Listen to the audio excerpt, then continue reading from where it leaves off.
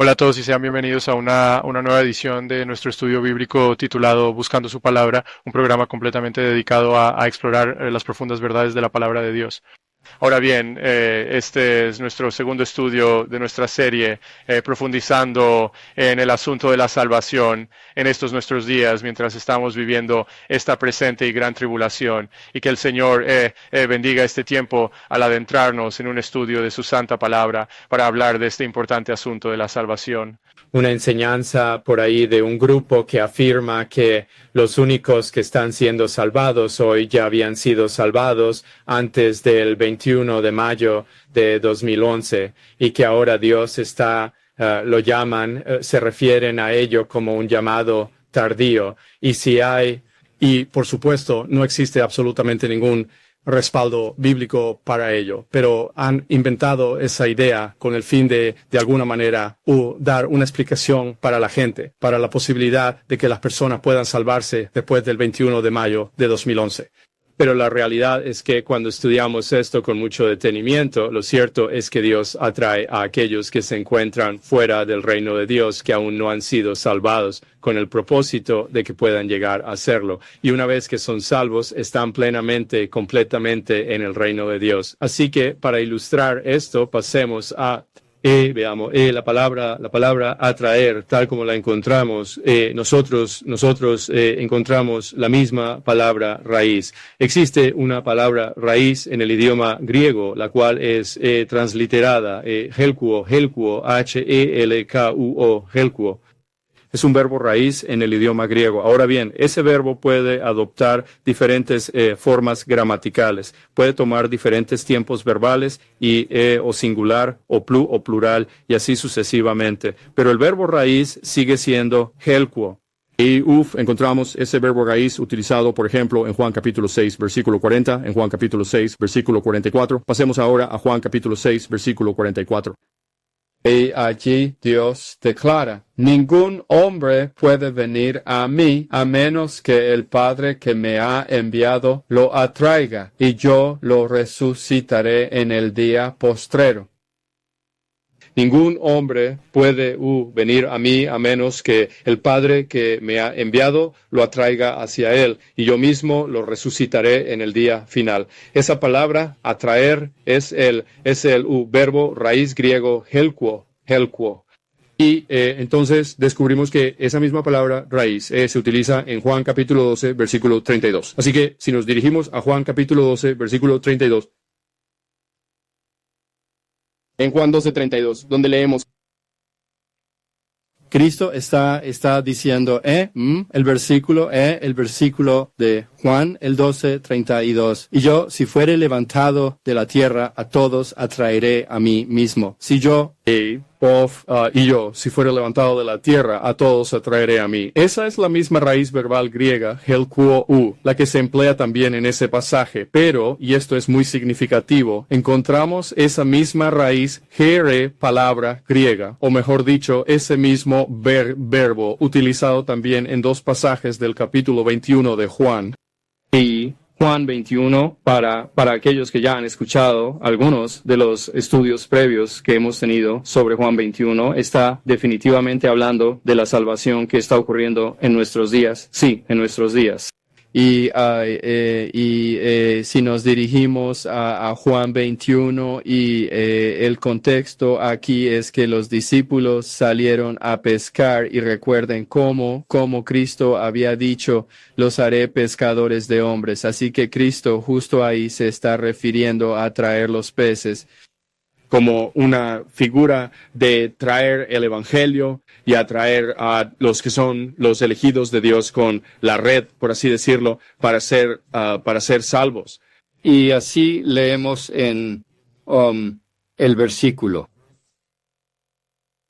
4, el versículo 3, Simón Pedro, del versículo 3 del capítulo 21 de Juan, Simón Pedro les dice a ellos: yo voy a pescar, y ellos le responden: nosotros también iremos contigo. Salieron y entraron en una barca inmediatamente, y esa noche no pescaron absolutamente nada, no pescaron nada. Pero al amanecer, Jesús estaba en la orilla, mas los discípulos no sabían que era Jesús. Entonces Jesús les dijo: hijos, ¿tenéis algo de comer? Ellos le respondieron, no. Y él les dijo, echad la red a la derecha de la barca y hallaréis. Y ellos la echaron. Y ellos, echad, por tanto, y ya no podían sacarla por la inmensa multitud de peces. No podían sacarla por la gran cantidad de peces. Y esa palabra es atraer, de nuevo, es el verbo raíz griego que se traduce como halkuo. Es la misma palabra que ya vimos utilizada en Juan capítulo 6, versículo 44 y en Juan capítulo 12, versículo 32. Así que, de nuevo, aquí dice que echaron, pues, en el versículo 6 y ya no podían sacarla por la multitud de peces. Ahora luego encontramos en el versículo 8 que los otros discípulos vinieron en una barca pequeña. Y recuerden, hemos aprendido en nuestros estudios previos que eso es ploierion, que significa es. Para distinguirlo de la palabra común y corriente que se usa para referirse a un barco. Ploierion, esta es una palabra ploierion que se traduce como pequeña embarcación, porque esto está ahora transicionando a una situación en la que el evangelio está siendo llevado por individuos, a diferencia de ser transmitido por las iglesias o las iglesias de carácter institucional. Ahora bien, y luego dice en el versículo 8, y los otros discípulos vinieron en la pequeña barca, pues no estaban muy lejos de la tierra, sino como a unos 200 codos, arrastrando la red repleta de peces. Tan pronto como llegaron a la orilla, había allí un fuego de brasas y pescado asándose sobre ellas y pan.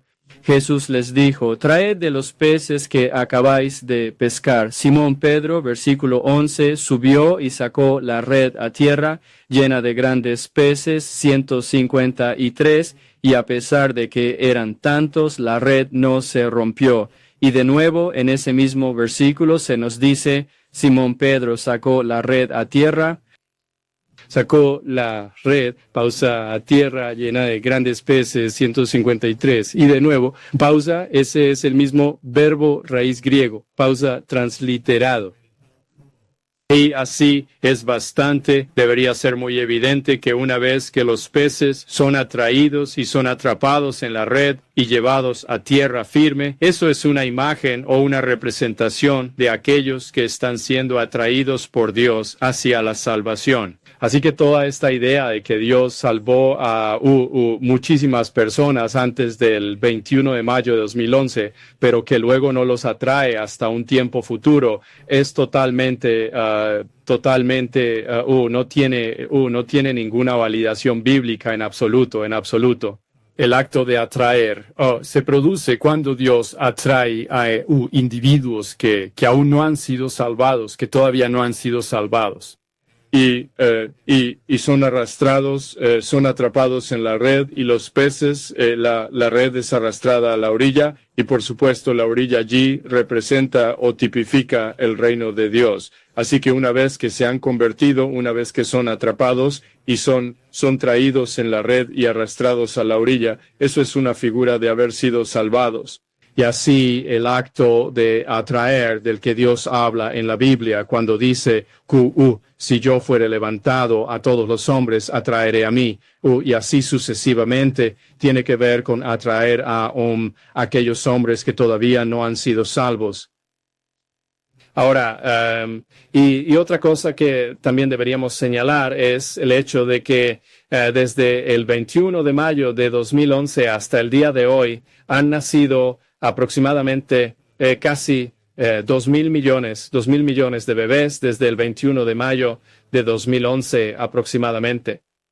Y ese es un número realmente muy, muy significativo de personas, de individuos, de seres humanos. Y no existe absolutamente ninguna validación bíblica de ningún tipo que nos diga que esos bebés que nacieron desde entonces no tienen ninguna posibilidad de salvación. Ellos, por supuesto, sí tienen una posibilidad de salvación. Ahora bien, también deberíamos aclarar en qué tipo de ambiente o entorno es posible la salvación. Y la Biblia enseña en nuestros días que la salvación es posible únicamente fuera de las congregaciones locales. Ahí es donde Dios, el Espíritu Santo, está obrando para salvar en la actualidad.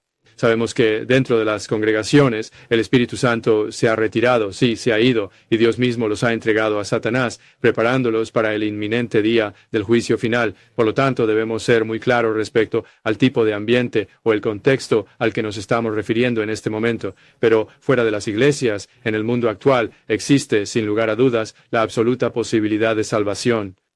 Ahora, revisemos otra cosa de la que podemos hablar, por ejemplo, es este asunto, este hecho tan importante de que en muchísimos pasajes y lugares de la Santa Biblia, Dios mismo nos habla de un día de juicio que se acerca, un día venidero, cuando el sol se oscurecerá por completo y la luna no nos dará su luz.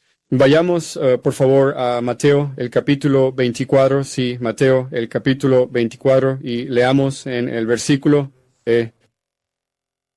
Leemos en el versículo 29, Mateo 24, 29. Allí leemos: e inmediatamente después de la tribulación de aquellos días, el sol se oscurecerá, y la luna no dará su resplandor, y las estrellas caerán del cielo, y las potencias de los cielos serán conmovidas. Y entonces aparecerá la señal del Hijo del Hombre en el cielo. Y en ese momento todas las tribus de la tierra se lamentarán profundamente y contemplarán al Hijo del Hombre viniendo sobre las nubes del cielo con gran poder y una gloria inmensa. Y él enviará a sus mensajeros. No se refiere a la palabra ángeles, sino a sus propios mensajeros. Esa es la palabra, ángelos, en griego. Él enviará a sus mensajeros con un gran sonido de trompeta y reunirán a sus escogidos de los cuatro vientos desde un extremo del cielo hasta el otro. Y por supuesto, la expresión los cuatro vientos, la encontramos en varios pasajes de la Biblia e invariablemente se refiere a salir de la gran tribulación.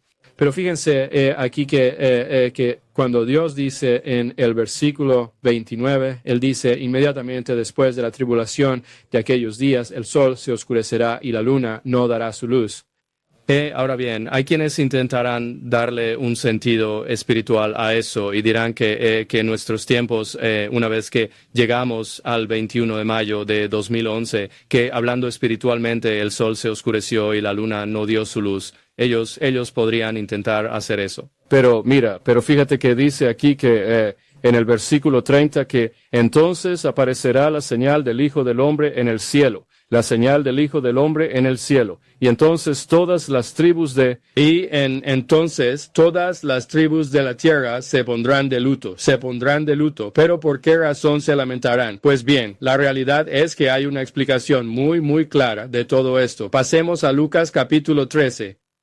Lucas capítulo 13, y esto nos llevará directamente al asunto de la puerta que se cierra, y de nuevo me doy cuenta de que esto es un repaso. Hemos hablado de esto muchas veces, pero aún así vale la pena repetirlo. En Lucas capítulo 13 comenzamos en el versículo 24. Lucas 13:24. Lucas 13:24. Leemos: esforzaos a entrar por la puerta angosta, porque os digo que muchos procurarán entrar y no podrán. Cuando el dueño de la casa se haya levantado y haya cerrado la puerta, y vosotros empecéis a estar fuera y a llamar a la puerta, diciendo: Señor, anda, abridnos, y él os responderá y os dirá: no os conozco, ¿de dónde procedéis? Entonces vosotros empezaréis a decir: hemos comido y bebido en tu presencia, y tú has enseñado en nuestras calles. Pero él os dirá: os digo que no os conozco, ¿de dónde procedéis? Apartaos de mí todos los hacedores de iniquidad. 20, versículo 28. Entonces, en aquel lugar, allí será el llanto y el crujir de los dientes, cuando vosotros mismos contempléis a Abraham, Isaac y Jacob, y a todos los profetas en el reino de Dios, mientras ustedes mismos son expulsados. Y entonces la pregunta es: ¿cuándo verán los no salvos de este mundo? ¿Cuándo verán a Abraham, a Isaac y a Jacob, y a todos los profetas en el reino de Dios, y a ellos mismos siendo echados fuera? Y la verdad es que la Biblia nos da la respuesta. Cuando Cristo venga con él, traerá consigo a todos los que ya murieron y están en el cielo. Leemos eso en Primera de Tesalonicenses, capítulo 4. En la primera epístola a los Tesalonicenses, capítulo 4. Permítanme buscarlo allí, Primera de Tesalonicenses. 1 Tesalonicenses.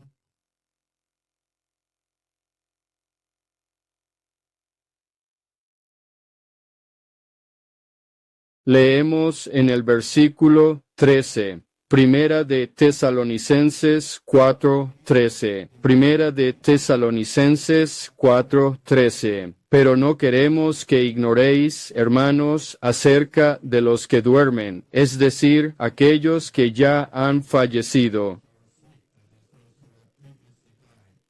Para que no os entristezcáis, hermanos, como aquellos que no tienen ninguna esperanza, porque si verdaderamente creemos que Jesús murió y que resucitó de entre los muertos, así también a los que duermen en Jesús, es decir, a los que han muerto en Jesús, a los que fallecieron como creyentes, a esos Dios los traerá consigo, Dios los traerá consigo.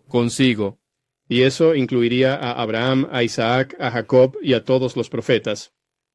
Por esto os decimos por palabra del Señor que nosotros, los que vivimos y quedamos hasta la venida del Señor, no precederemos a los que durmieron o a los que han muerto.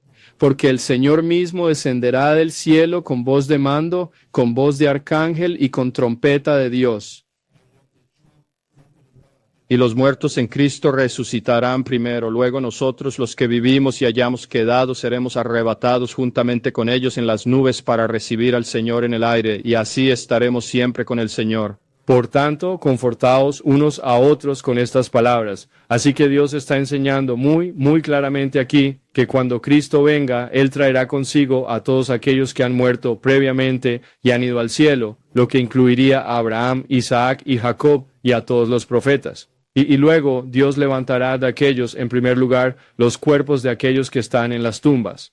Y luego, inmediatamente después, serán seguidos por aquellos que aún estén vivos en su venida para encontrarse con Él en el aire. También leemos en la primera epístola a los Corintios, capítulo 15, que todos ellos serán transformados. Sus cuerpos, o lo que quede de ellos, serán transformados en un cuerpo espiritual, es decir, inmortal, que es completamente sin pecado, incorruptible.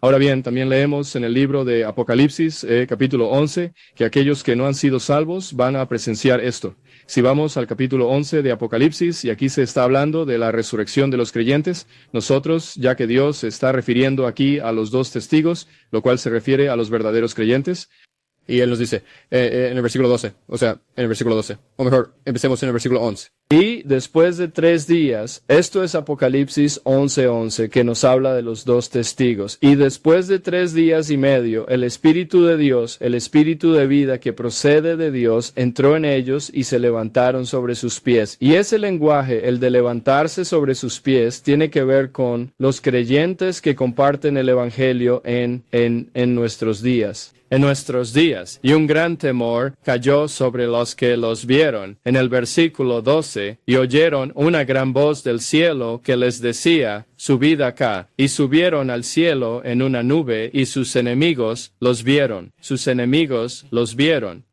Así que lo que hemos aprendido al simplemente observar y comparar estas diferentes escrituras en la palabra de Dios es que en la resurrección del último día Cristo aparecerá. Él traerá consigo a todos aquellos que habían muerto previamente, lo que incluiría a Abraham, a Isaac, a Jacob y a todos los profetas. Él resucitará. Él entonces, en ese momento, levantará a todos aquellos que ya habían fallecido en la fe de Cristo, e inmediatamente después de ellos, a quienes aún estuvieran viviendo en Cristo, y todos ellos se encontrarán con Él en el aire, y los no salvos los verán, sí, los observarán con asombro mientras son arrebatados. Y por supuesto, esto se relaciona de manera absoluta, entonces, con el contexto que estamos leyendo y analizando en el libro de Lucas, capítulo 13, cuando se nos dice en el versículo 25 que, una vez que el dueño de la casa, en el versículo 20. Este es el versículo 25 de Lucas 13, cuando, una vez que el dueño de la casa se haya levantado y cerrado la puerta, sí, haya cerrado la puerta, y vosotros empecéis a llamar a la puerta desde fuera, diciendo, Señor, Señor, ábrenos, y Él os responderá y dirá, no os conozco. Y entonces empezaréis a decir, hemos comido y bebido en tu presencia, y tú has enseñado en nuestras calles. creyentes. En otras palabras, están discutiendo con Dios, por así decirlo. Están discutiendo con Dios que ellos habían hecho esto y habían hecho aquello, y que ellos están argumentando, en efecto, que son creyentes. Pero entonces, Cristo dice en el versículo 27, Él dirá, les digo, no los conozco. Apartaos de mí, todos vosotros, obradores de iniquidad, allí será el llanto y el crujir de dientes cuando veáis a Abraham, a Isaac, a Jacob y a todos los profetas en el reino de Dios, y vosotros seáis echados fuera. Así que lo que tenemos aquí es un lenguaje muy, muy claro para decir que es en este momento, cuando Cristo aparezca trayendo consigo a todos aquellos que habían muerto previamente y resucitando los cuerpos de todos los creyentes a la vista de sus enemigos. Esto hará que todos, aquellos que aún no están salvos, se lamenten, lloren y crujan sus dientes. Así que esto se identifica completamente con el lenguaje de Mateo 24:29, donde Dios está diciendo que inmediatamente después de la tribulación de aquellos días, el sol se oscurecerá y la luna no dará su luz, y así sucesivamente. Y podemos intentar darle una interpretación espiritual a eso, pero luego el texto continúa diciendo, entonces aparecerá la señal del Hijo del Hombre en el cielo, y entonces todas las tribus de la tierra se lamentarán y harán duelo. Ellos están de luto. ¿Por qué razón están de luto? Porque llegan al punto del regreso de Cristo, su retorno visible y el levantamiento visible de los verdaderos creyentes ante la vista de sus enemigos, tal como leemos en Apocalipsis 11:12. Sus enemigos los contemplaron mientras eran arrebatados para encontrarse con Cristo en el aire. Y así, todos estos versículos, ellos armonizan completamente entre sí para decirnos que es en el último día, sí, cuando Cristo aparece y levanta a los verdaderos creyentes, a aquellos que realmente creen en Él. Recuerden que leímos sobre esto, lo leímos 6 veces en la Biblia, o 6 veces. Nosotros leemos en el capítulo 6 de Juan, leemos en 4 ocasiones que yo los resucitaré en el día final, yo los resucitaré en el día final, yo los resucitaré en el día final, yo los resucitaré en el día final. Entonces, ¿cuándo es que esto está ocurriendo? ¿Cuándo se cierra la puerta de la que estamos leyendo aquí en Lucas capítulo 13, versículo 25? Esto ocurre en el último día. Sí, es en el último día. Es precisamente entonces cuando la puerta se cierra. Y así tenemos una evidencia muy, muy clara, una evidencia sumamente clara. Sí, muy, muy clara. Estos versículos que estamos leyendo son muy, muy claros. Ahora podemos ir también a Mateo 25:10. Mateo 25:10. Y allí Dios declara, esto es Mateo 25:10.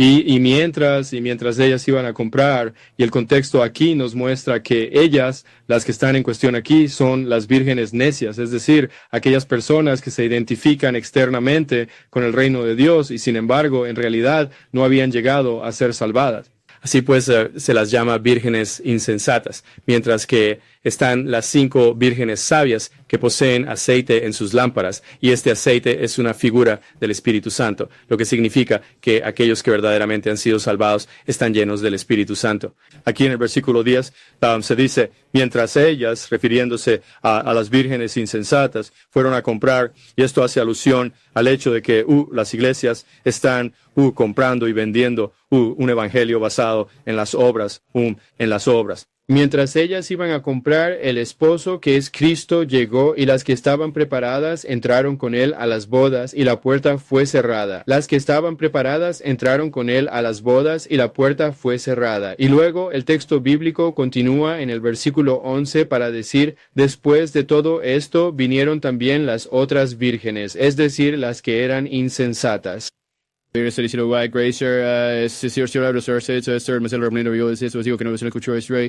Velad pues, porque no sabéis el día ni la hora en que el Hijo del Hombre vendrá. Así que, en el versículo 10 dice, las que estaban preparadas entraron con él a las bodas y la puerta se cerró.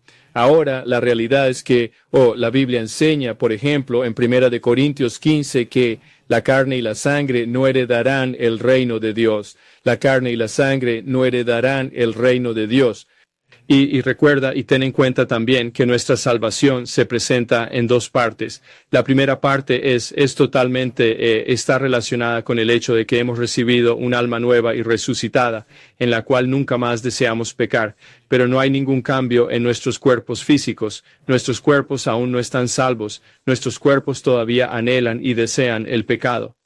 Pero entonces la segunda parte de nuestra salvación se realizará en el día final, cuando Cristo reaparezca gloriosamente y nos resucite de entre los muertos. E instantáneamente nuestros cuerpos serán transformados en un cuerpo de naturaleza espiritual, en el cual ya no quedará absolutamente ningún vestigio de pecado. Y nuestros cuerpos espirituales serán completamente diferentes a nuestros cuerpos físicos. Y de hecho la Biblia nos dice que serán resucitados incorruptibles. Y es solo entonces que los creyentes están calificados para entrar en esa relación matrimonial con Cristo. Y sabes, antes de que lleguemos a ese punto, a ese momento, se nos llama vírgenes. Y hay una buena analogía en la que podemos pensar que se sostiene, que es la relación de José con María. Ahora bien, José estaba casado con María, pero ellos no habían tenido intimidad conyugal como marido y mujer hasta después de que Jesús naciera. Así es, esto es espiritualmente paralelo al hecho de que antes de que lleguemos a ese último día en el que seremos resucitados y recibamos nuestros nuevos cuerpos espirituales, se nos denomina vírgenes de la misma manera en que la Virgen María fue virgen en su relación con San José. Y solo después de que Jesús nació, José y María consumaron la relación matrimonial en su aspecto físico. En otras palabras, se unieron como marido y mujer solo después de que Jesús nació. De manera similar, los creyentes, hasta que lleguemos a ese último día en que seamos hechos como Él. Recuerden 1 Juan 3:2. Vayamos a 1 Juan 3:2. Primera de Juan, capítulo 3, versículo 2. Y allí, 1 Juan 3:2 dice, mirad, ahora somos hijos de Dios y aún no se ha manifestado plenamente lo que habremos de ser, pero sabemos que cuando Él se manifieste, seremos semejantes a Él. Porque le veremos tal como es. Ahora, en este momento, no podemos ver a Dios tal como es, viviendo en nuestros cuerpos mortales, cargados de pecado, aquí en este mundo. Pero cuando llegue el último día, cuando seamos resucitados y recibamos un cuerpo espiritual completamente nuevo, entonces seremos como Dios en todo el sentido de la palabra. No habrá ya ningún pecado que nos involucre. No habrá ya ningún pecado de ninguna clase. Y eso también es muy importante en el sentido de que cuando hablamos del proceso de juicio del último día, si los creyentes estarán todos en el aire junto a Cristo, habrán recibido sus cuerpos espirituales sin absolutamente ningún tipo de pecado, y entonces estarán plenamente cualificados para tomar parte en el proceso de juicio final junto a Cristo. No significa que las personas vayan a presentarse literalmente ante el tribunal de juicio para rendir cuentas de sus propias acciones. Simplemente significa que el juicio de Dios será derramado sobre aquellos que no han sido salvos y que permanezcan en esta tierra. Y luego, después de un periodo de tiempo determinado, los cielos y la tierra serán completamente destruidos por fuego, tal como la Biblia enseña claramente. Por ejemplo, en el 2º capítulo de la epístola de Pedro, versículo 3. Que serán destruidos por completo por el fuego, y el Señor Dios creará cielos nuevos y una tierra completamente nueva. Nos estamos acercando al final de este programa y nos gustaría invitar a quienes nos escuchan a escribirnos. Nuestro correo electrónico es info@intraveil.com. Es info@intraveil.com. Y por favor, no duden en escribirnos. Asimismo, les pedimos encarecidamente que consideren apoyar este ministerio. Esto lo pueden hacer visitando nuestro sitio web, que es searchinghisword.com, y luego haciendo clic en el enlace de donación. Y de igual forma, nos gustaría invitarles a que visiten nuestro otro sitio web, sionintraveil.com. Y por favor, les pedimos encarecidamente que nos visiten y exploren todo lo que tenemos para ofrecerles en nuestra plataforma. Y una vez más, para cualquier consulta o información adicional, la dirección de correo electrónico a la que pueden escribirnos es info@sionintervale.com. Repito, sionintervale.com. Hasta nuestro próximo programa. Que el Señor los bendiga ricamente y los guarde en su camino.